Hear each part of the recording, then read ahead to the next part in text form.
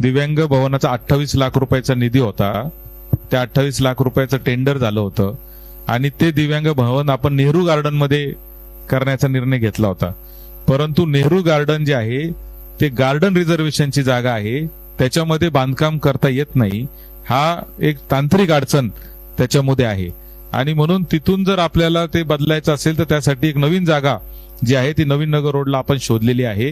ती जागा आता ताब्यात घेण्याची प्रक्रिया सुरू आहे. ती झाल्यानंतर पत्रकार भवन आणि दिव्यांग भवन हे एकत्रित करायचं अशा पद्धतीचं एक आपण प्लॅन केलेला आहे की तिथं एक बिल्डिंग अशी करायची की जिथं पत्रकार भवन पण असेल, दिव्यांग भवन पण असेल आणि महिला बचत गटांसाठीचं जे त्यांना जे ऑफिस भवन पाहिजे ते पण आपण करायचं, असं एकत्रित आपण त्याचा प्लॅन हा तयार केलेला आहे.